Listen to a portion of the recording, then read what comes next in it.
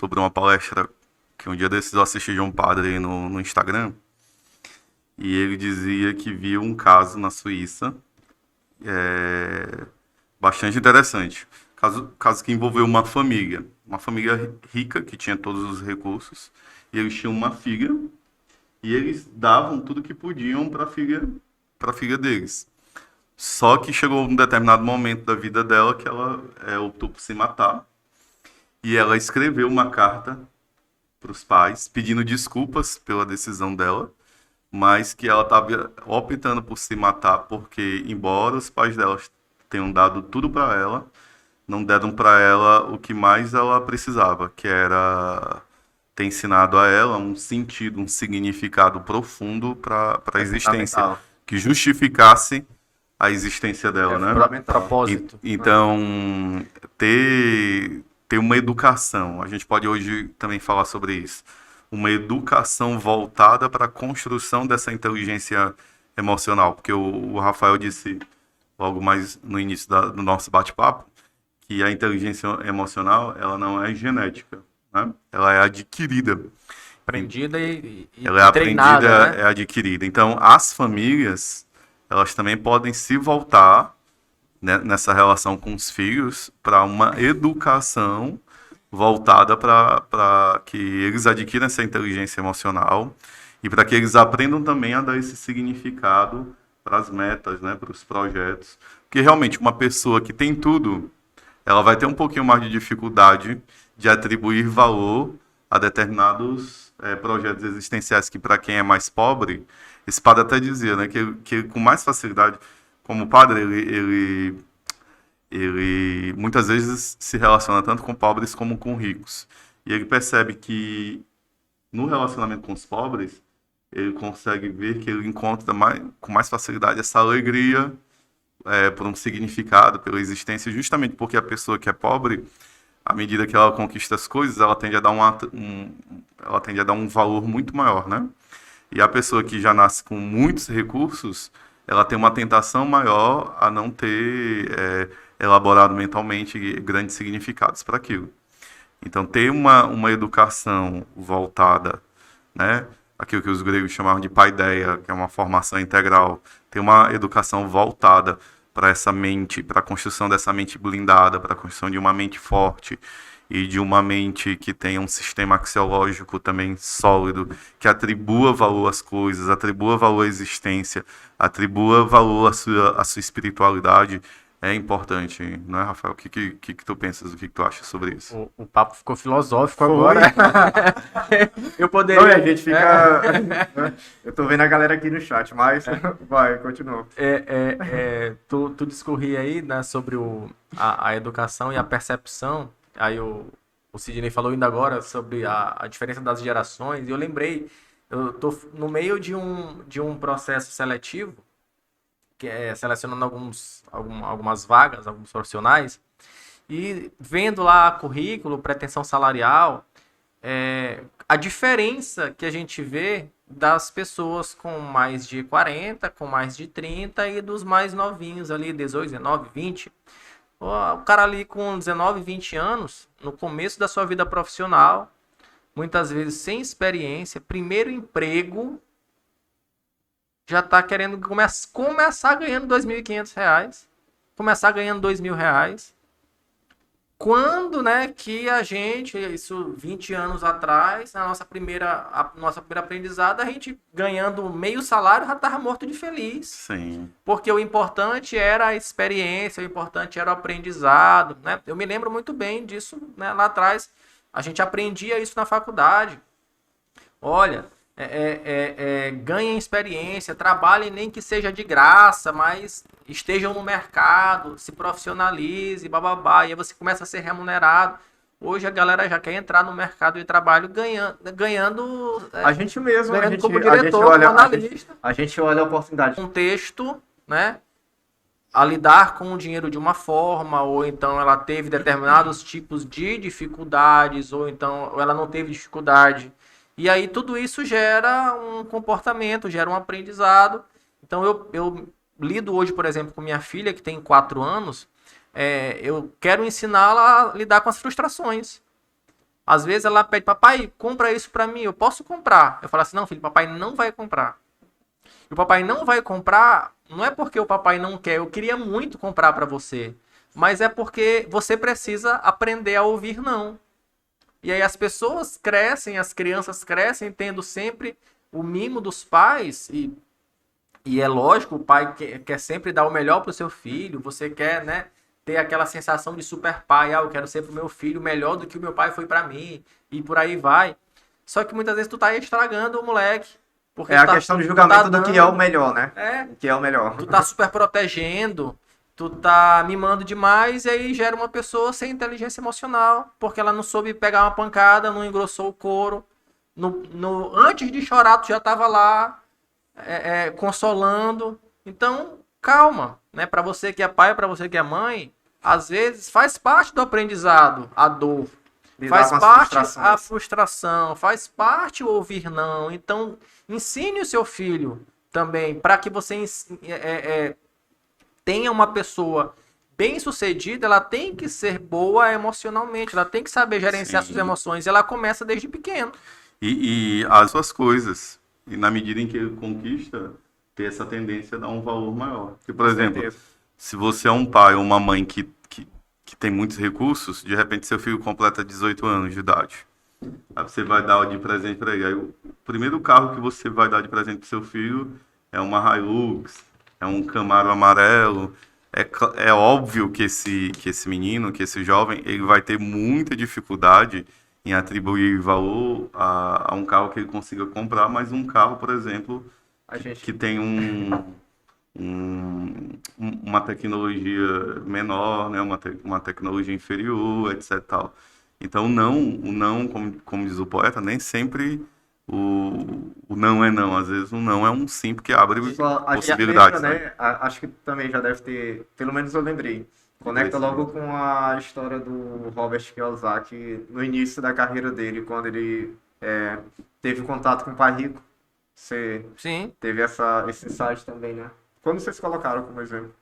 E o próprio avanço da tecnologia, né? Hoje em dia tem Uber. Eu fico imaginando, quando que minha filha vai andar de ônibus? Porque hoje o Uber tá muito fácil, né? Então, quando é que ela vai pegar um ônibus lotado? Que ela vai pegar aquele empurrão, aquela dificuldade, porque tudo isso gera um comportamento. Uhum. Imagina, tu entra no ônibus, a resiliência que tu não tem que ter para conviver com aquele monte de gente ali disputando espaço. E de repente aparece uma cadeira vazia. Tu morto de cansado, passou o dia todinho trabalhando em pé, estudando, tá? Aí tem uma pessoa que é mais velha, uma senhora. Tu tem a oportunidade de exercer o altruísmo, de exercer a sua educação. Aquilo ali tá te forjando. Exato. Por mais que boba que pareça a situação, um ônibus lotado te gera uma quantidade enorme de aprendizado. Eu aprendi muito andando de ônibus lotado, olhando as pessoas, analisando o comportamento. Eu ficava assim, caramba, fulano ali, ó, tá brigando com ciclano, porque a microexpressão facial, eu sou fascinado por microexpressão. Aí eu ficava olhando, né? Marocando, como o povo diz, né? Ficava marocando. Ó, fulano tá brigando porque a microexpressão de não sei o que, tá. E eu aprendi, às vezes o cara tava escutando alguma coisa, tava lendo um livro, eu de rabo de olho ali olhava a capa do livro. Que era que ele tava chegava em casa, eu dava uma pesquisada para ver o que é que aquele livro, né? Pesquisava na internet para ver o que é que o livro tinha como resumo. Alguém tava escutando alguma coisa com o celular, com rádio, né? Na minha época era o rádio ainda. Então, eu tava lá escutando também, e por aí vai, né? A música que tá tocando, e o ônibus lotado, por mais simples que seja, a experiência te gera um aprendizado enorme se muito você conteúdo sabe. a ser agregado, Agora, você começa se a minha observar. filha não vai andar de ônibus, como é que ela vai aprender aquelas coisas? Só andando de Uber. Um exemplo, que do mesmo modo que a Hilux vai me levar para um local que eu quero, eu tenho consciência que meu HB20 ele vai me levar para o lugar que eu quero. É óbvio que eu tenho ambição, que eu quero ter um carro melhor, né? Pretendo um dia ter no futuro, mas vamos supor que isso não venha a acontecer. Isso não vai ser motivo para mim de infelicidade. Eu sou realizado pelo que eu já conquistei, porque quando eu comparo a minha vida de hoje eu sou professor de filosofia, sou advogado, especializado em direito de família, direitos sucessórios. Então, quando eu olho para a minha vida, como começou ali na infância, com toda a dificuldade e onde eu cheguei, isso para mim é digno de comemoração. Às vezes as pessoas elas se focam demais naquilo que elas ainda não têm, que podem até ter, mas se focam demais naquilo que elas ainda não têm e esquecem de celebrar aquilo que elas já Aí tu conquistaram. citaste o Karnal, né? Vou pegar o exemplo da tua colega aí, que tava te invejando, né? Tomara que ela não esteja ouvindo o podcast. Mas nada, aí... pô, serve como fator de motivação. E às mas- vezes é um comentário mesmo que a pessoa faz. Gente, eu vou pedir licença pra vocês, pra eu sair rapidinho, mas já volto. Tá? Mas aí pra tu ver a inteligência emocional, porque muitas vezes também você tá se comparando, né? Vamos pegar um caso, Fábio nasceu aqui, nesse interior aqui, tá lá na capital, não sei o quê, e eu tô aqui ainda. Tô parado. Sim. Ah, o Fábio conseguiu isso, aquilo, outro, e eu não consegui. Pô, por que ele é melhor do que eu? Por que eu não consegui ainda? Não, Deus não tá vendo Deus não tá me olhando. Olha só quanto, né? Olha que desequilíbrio. Porque o que ele fez pra merecer mais do que eu? O Fábio não é mais do que eu. Aí você começa a se comparar, tu começa a olhar a grama do vizinho é mais verde, né? Ah, porque fulano tem um emprego melhor. E às vezes acontece, a pessoa é menos qualificada do que você e tem um emprego melhor do que você. E por que aconteceu? Porque de repente, dentro daquelas fases, lembra? Preparo, ação, ele teve mais ação. A oportunidade, quando apareceu, ele estava preparado, você não estava. Ou ele fez. Ou ele teve mais oportunidades. Às vezes ele só nasceu. Por exemplo, o filho de Angélica, de Luciano Huck, nasceu com uma série de oportunidades, né? Sim, então assim, o que é que eu vou fazer com essa situação? Tá, eu vou ficar invejando o Fábio? Beleza, eu vou, né? O que é que isso vai gerar pra mim? Só rancor, mágoa, comparação gera depressão, gera ansiedade, tristeza, melancolia, então isso não leva a nada, cara. Olha aí pra ti, te compara com quem tu era ontem. Exatamente. Procura ser melhor todos os dias. E te compara hoje com quem tu quer ser daqui a 1 ano, daqui a 2 anos, 5 anos.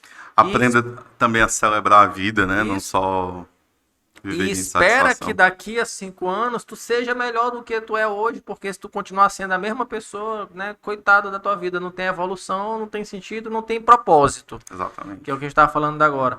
E por falar em celebração, eu lembrei de uma pesquisa que fizeram na Universidade de Harvard com pessoas de situação extrema lá em Calcutá. Aí já deve conhecer um pouco da realidade da história, porque Madre Teresa, né, veio de lá, tu estuda filosofia, deve gostar disso. E lá em Calcutá, uma cidade extremamente pobre, fizeram uma pesquisa com as pessoas em situação vulnerável e com milionários. E atribuíram índice de felicidade para o grupo A, de pessoas vulneráveis, e para o grupo B, para milionários. O grupo de vulnerabilidade tinha um índice de felicidade 4,8. O índice de felicidade dos milionários era 5,3. A gente percebe que a diferença não era muito grande. Olha só, a diferença bancária é enorme. Enorme. Mas a diferença no índice era mínima. Isso prova que dinheiro não traz felicidade. O que é que, claro que gera muita coisa boa, conforto, a gente não vai, né, como o Sidney falou, você ter as suas condições básicas atendidas, ele é condição, né, primordial para que você conquiste outras coisas. Mas 100 mil reais a mais na conta de um milionário não deixa ele mais feliz. Por quê? Não faz diferença. Mas 100 mil reais a mais na conta de uma pessoa vulnerável, isso gera um impacto significativo. Mas a grande questão está em quem essas pessoas são, como elas reagem ao que acontece com ela todos os dias. E o senso de gratidão, o senso de vida, o senso de compartilhamento, basta ir numa comunidade, numa favela, você percebe o quanto as pessoas são unidas, todo mundo se conhece, a pessoa passa, fala, dá bom dia. Tu chega às vezes num condomínio fechado, grande, aí o vizinho nem sabe quem é que mora do lado dele. passa todo mundo de vidro fechado, no ar-condicionado, não tem a capacidade de baixar o vidro para dizer, e aí, vizinho, tudo bem?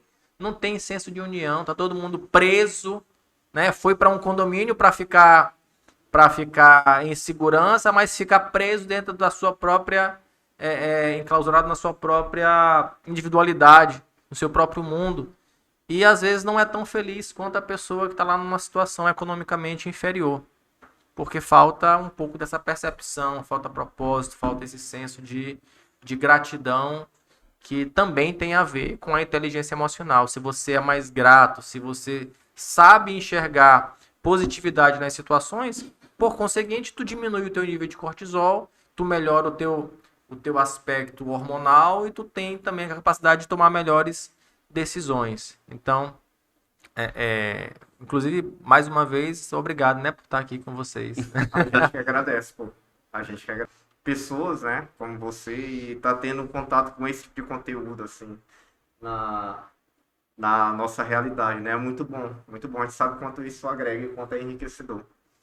Maravilha. Eu também fiquei muito contente pela sua presença aqui no nosso podcast. Foi um tema, assim, bastante profundo e amplo e complexo, né? Como você falou. Mas, acima de tudo, foi extremamente enriquecedor. Eu acredito que, para a gente, foi uma oportunidade de aprendizagem e também para as pessoas que estão nos acompanhando aí de casa, né? E a aprendizagem sempre nos transforma. Nós nunca somos os mesmos depois de termos aprendido alguma coisa nova. E eu acredito que eu e Sidney, como todo o público aí de casa, sai desse bate-papo com mais abordagens, com mais bagagens para tomar melhores decisões na vida, né? E tornar a vida melhor. Tem um filósofo francês chamado André Comte-Sponville, que ele conceitua a filosofia assim. Mas eu acho que qualquer área do conhecimento pode ser abrangida por esse conceito. Ele diz assim, a filosofia é uma prática discursiva que tem a vida como objeto, a razão por meio e a felicidade por fim. A filosofia é uma abordagem discursiva que faz você pensar melhor para viver melhor.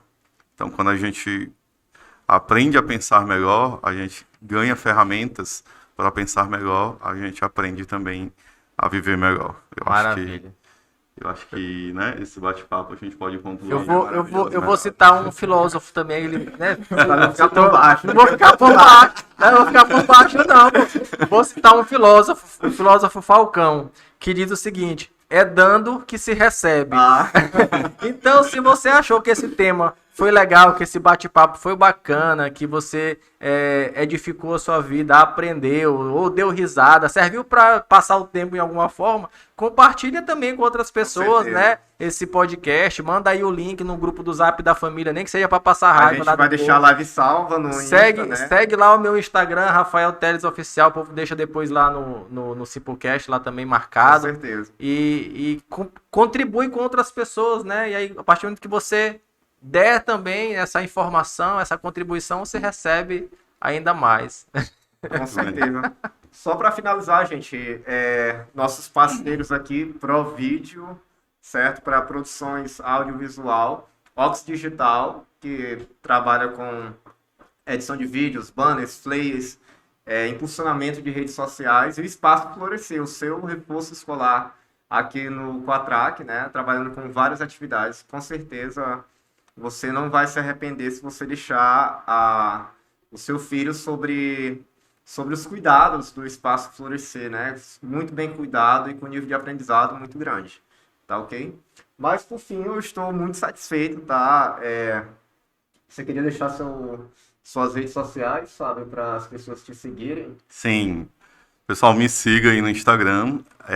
Meu Instagram é @FábioADV. @FábioADV. E meu Facebook é só Fábio Soares Raposo. Me sigam aí nas redes sociais, lá tem muita informação importante, né? Sobre 3 temas, geralmente: direito, filosofia e teologia. Nós vamos abordar sobre direito de família aqui, nós ainda vamos trazer. E nós vamos retornar Rafael Teles aqui para falar com a gente sobre relacionamentos, porque eu consegui perceber claramente que Eu ele gosto, tem propriedade sobre o assunto, Gosto, ele tocou aqui, Sim, sim. e vai gerar muito conteúdo também. Eu gosto de Tá. resenha, né? Se é pra chamar pra falar sobre o Brasileirão também, o resultado do Palmeiras, se ganhou aí, Pronto. a gente tá aqui também. Muito Pronto, a bem. gente traz uma abordagem para desenvolvimento pessoal, porque de alguma forma todo mundo gosta e tal. Sim. E aí fica algo bem legal. Gente, não deixem de seguir nossas redes sociais, Simplecast, tá? E o meu Instagram pessoal, Sidney, né? @NSDNEY. Vão lá que a gente também vai estar produzindo muito conteúdo. Tá ok?